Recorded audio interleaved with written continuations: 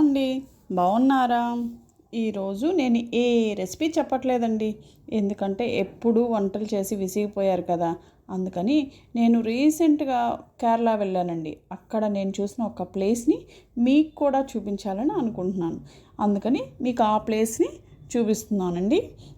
ఆ ప్లేస్కి చాలా ప్రత్యేకత ఉంది. ఎస్పెషల్లీ ఉమెన్కి ఆ ప్లేస్కి అసలు చాలా చాలా రిలేటెడ్గా ఉందండి. అందుకని ఎస్పెషల్లీ నేను చూపించాలనుకుంటున్నానండి. అదేంటంటే జటాయువు ఎర్త్ సెంటర్ అండి. ఇది కేరళ రాష్ట్రంలో త్రివేంద్రంకి 52 కిలోమీటర్ల దూరంలో కొల్లాం జిల్లాలో చదయమంగళం అనే ఊర్లో ఉందండి. ఇది మొత్తం 64 ఎకరాల ప్రదేశంలో నిర్మించారు. ఇక్కడ జటాయువు పక్షి విగ్రహం ప్రపంచంలోనే అత్యంత పెద్ద పక్షి విగ్రహం అండి. ఇంతకీ జటాయువు అంటే మీకు ఎక్కడో విన్నట్లుగా చదివినట్లుగా అనిపిస్తుంది కదా. కరెక్టేనండి, మీరు అనుకున్నది నిజమే. ఇది మన ఇతిహాసాలలో ఒకటైన రామాయణంలో చాలా ముఖ్యమైన పాత్ర ఈ జటాయువు పక్షి. రావణుడు సీతను అపహరించి తీసుకుపోయేటప్పుడు జటాయువు రావణుడితో పోరాడతాడు. కానీ జటాయువు పక్షి అప్పటికే చాలా వృద్ధుడు కావడంతో రావణుడు వెంటనే అతనిని ఓడించి రెక్కను కత్తిరిస్తాడు. మీరు చూసే ఉంటారు కదా, సినిమాల్లోనైనా పుస్తకాల్లోనైనా. అదేనండి ఇది. అప్పుడు జటాయువు ఆ చదయమంగళం కొండ మీద పడిపోతాడండి.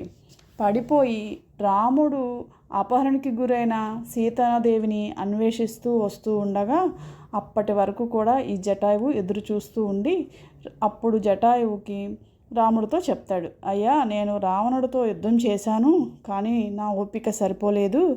మీకోసం నేను ఎదురు చూస్తూ ఉన్నాను. ఆ రావణుడు తల్లి సీతాతల్లిని తీసుకుని దక్షిణం వైపుకు వెళ్ళాడని చెప్తాడండి. అలా సీతను కాపాడటంలోనూ వెతకడంలోనూ రామునకు తన వంతు సహాయం చేసిన జటాయువుకు గుర్తుగా ఈ ఎర్త్ సెంటర్ అనేది ఒక నేచురల్ పార్క్ లాగా నిర్మించారండి. ఈ పక్షి శిల్పం 200 అడుగుల పొడుగు, 150 అడుగుల వెడల్పు, 75 అడుగుల ఎత్తు ఉంటుందండి. చెప్పాను కదా, ఇది ప్రపంచంలోనే అత్యంత పెద్ద పక్షి విగ్రహం అండి. ఇది నిర్మించడానికి సుమారుగా 15 సంవత్సరాల టైం పట్టిందండి. దీన్ని నిర్మించిన ఆర్కిటెక్ట్ గురించి చెప్పుకోవాలంటే రాజీవ్ అంచల్ అనే ఆయన దీన్ని నిర్మాణంలో సహాయం చేశాడండి. ఈ పార్క్లో 6D థియేటర్ ఉంది. అలాగే డిజిటల్ మ్యూజియం కూడా ఉందండి. అలాగే ఆయుర్వేద రిసార్ట్ కూడా ఉన్నాయి.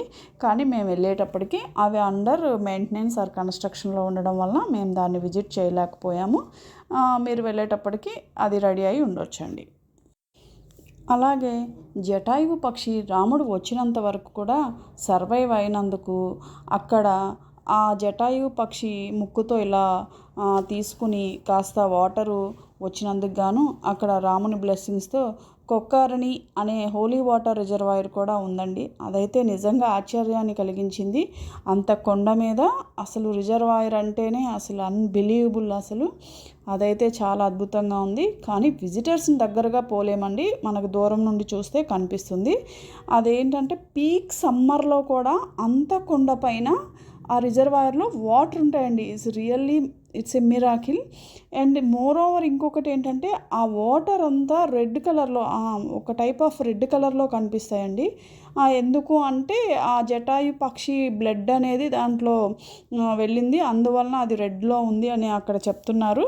అదే రాసి పెట్టుంది. సో మేబీ అది రీజన్ అయి ఉండొచ్చు. But that is really awesome. చాలా అంటే చాలా బాగుందండి ఆ రిజర్వాయర్. దాన్ని కూడా మీరు విజిట్ చేయడం మర్చిపోవద్దు. అలాగే రాముని పాదం కూడా ఉందండి. ఇప్పటికీ ఆ పాదాన్ని మన ఆర్కియాలజీ వాళ్ళు గాజు బాక్స్ లాగా పెట్టి అక్కడ పెట్టారు. ఆ పాదం కూడా మనం చూడొచ్చు. అలాగే ఎప్పుడూ వెలుగుతున్నట్టుగా ఆ ట్రావెన్కోర్ రాణి వాళ్ళు ఒక దీపం వెలిగించారంట స్టార్టింగ్లో. అది ఎప్పుడో 2018లో సమ్వేర్. ఇప్పటికీ ఆ దీపాన్ని ఎవ్రీడే అక్కడ అలా వెలిగేటట్టుగానే దాన్ని కూడా మనకి బయట మనం దాన్ని కూడా చూడొచ్చు. నిజంగానే అద్భుతంగా అనిపిస్తుందండి. ఇదంతా ఒక కొండపై ఉంటుందండి. ఇక్కడికి వెళ్ళడానికి సుమారుగా 849 మెట్లు 1 కిలోమీటర్ డిస్టెన్స్లో కొండ ఎక్కాలండి. దీని పైకి వెళ్ళడానికి కేబుల్ కార్ కూడా ఉంటుంది. కానీ నేను మాత్రం స్టెప్స్ ఎక్కే వెళ్ళాను. మీరు కూడా నా సజెషన్ ఏంటంటే స్టెప్స్ ఎక్కే వెళ్ళండి. దిగేటప్పుడు కావాలంటే కేబుల్ కార్లో దిగొచ్చు. ఎందుకంటే అసలు అత్యద్భుతమైన సినరిక్ బ్యూటీ అండి. అసలు ఫారెస్ట్లో ట్రెక్ చేసిన ఫీలింగ్ వస్తుంది. అసలు అక్కడ ప్లాస్టిక్స్ కానీ ఎనీ ఆర్టిఫిషియల్ ఫుడ్ ఐటమ్స్ కానీ ఏమీ అసలు పైకి ఎలవ్ చేయరండి. They preserve the nature beauty. అసలు నేచర్ అంటే ఇంకా నేచర్. మనం నిత్యం ఉండే కాంక్రీట్ జంగిల్ నుంచి దూరంగా అసలు పొల్యూషన్ అనేదే లేని ఒక ప్రపంచంలో ఉన్నట్టుగా ఉంటుంది. అది కూడా నేచర్కి అత్యంత దగ్గరగా ప్రకృతిలో మమేకమయ్యే విధంగా ఇంకా అసలు అది మాటల్లో వర్ణించలేనండి. మీరు కూడా స్వయంగా వెళ్ళి అత్యద్భుతంగా ఫీల్ అవ్వాల్సిందే. మీ కంటికే కాదండి, మీ మనసుకు కూడా స్వాంతన లభిస్తుంది అనడంలో అస్సలు అతిశయోక్తే లేదండి. అంత అద్భుతంగా ఉంటుందండి. నేను ముందుగా చెప్పినట్టుగా ఏంటి ఉమెన్కి ఏదో కనెక్షన్ ఉందన్నారు ఏంటి అనుకుంటున్నారా? ఏం లేదండి. ఇంత నేను 850 మెట్లు సుమారుగా ఎక్కాను, వెళ్ళాను, అంతా చూశానండి. ఆ స్కల్ప్చర్ దగ్గర ఒక కొటేషన్ రాసిందండి. అది మాత్రం నాకు నిజంగానే అనిపించింది అత్యద్భుతం అని. The sculpture is dedicated to safety of women and honesty అంటండి.